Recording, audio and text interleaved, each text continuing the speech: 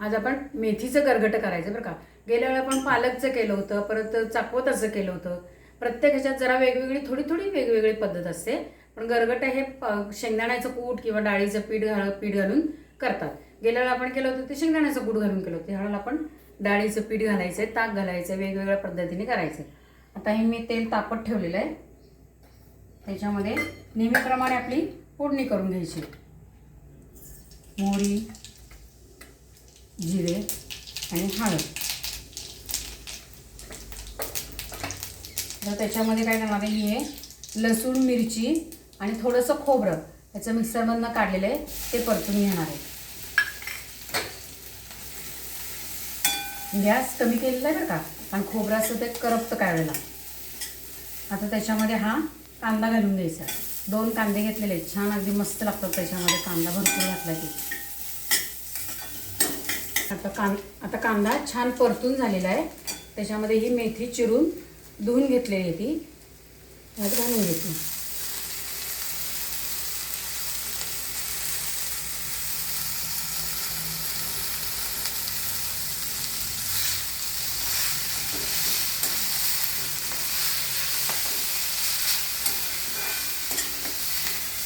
आता ह्याच्यातच मी मीठ घालून घेणार आहे, म्हणजे याला पाणी सुटतं. थोडं चवीपुरतं मीठ घालायचं.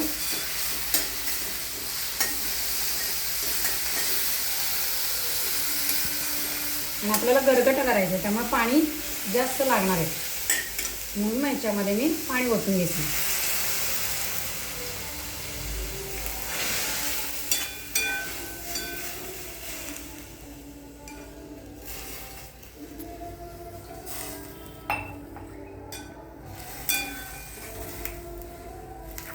आता हे पाणी हे असं ओतलं असतानाच त्याच्यामध्ये 1 वाटी ताक ओतून घेणार आहे मी. त्याची म्हणजे तिखट आंबट अशी थोडीशी छान चव येते त्याच्यामध्ये.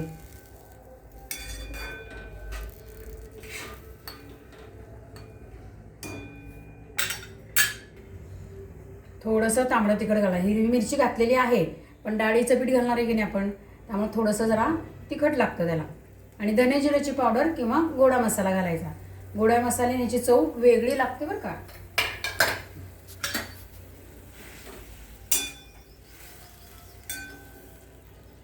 ज्या पद्धतीने पातळ हवं तसं पाणी घालायचं. आता मी याच्यावर झाकण ठेवते आणि मेथी थोडी शिजून देते. शिजली आहे का बघूया. मेथी शिजलेली आहे. थोडा वेळ तर गॅस घालवायचा आहे आणि कढई खाली घेऊन थोडं स्मॅशरने किंवा ह्यानी गरगटं करून घ्यायचं. आता चिरतानाच बारीक चिरायची, म्हणजे मग हे जास्त काही करावं लागत नाही.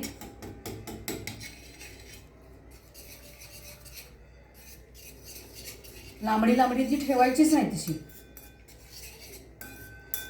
म्हणजे आपोआपच ते मिळून येते.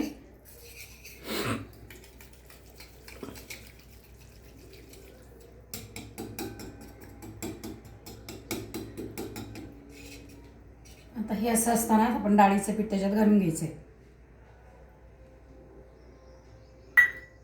आणि ती मिक्स करून घ्यायचं.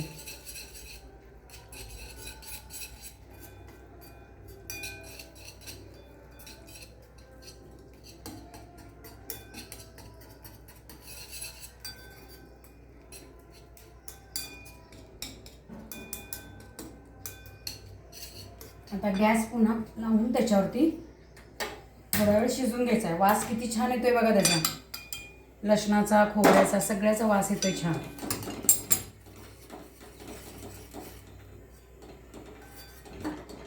भाजी ही शिजलेली आहे, सगळे छान झालेले आहे. आता आपल्याला याच्यावरनं तडका द्यायचा आहे. भाजी थोडीशी बाजूला ठेवूया आणि फोडणीचं भांडं इकडच्या बाजूला द्यायचं आहे. कढणं ठेवलेलं आहे, तेल गरम झालं आहे. फोडणी करून घेऊया नेहमीप्रमाणे. मोहरी, जिरे आणि हळद आणि मस्तपैकी लसणाच्या पाकळ्या तोडून टाकायच्या किंवा तशाच टाकायच्या.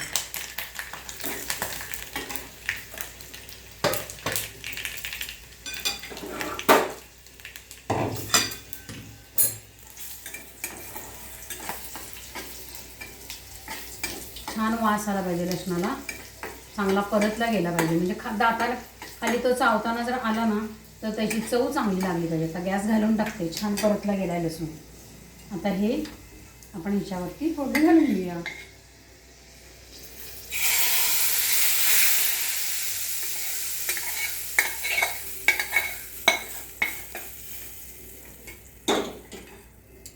अशी आपली मेथीची गरगट भाजी तयार झालेली आहे.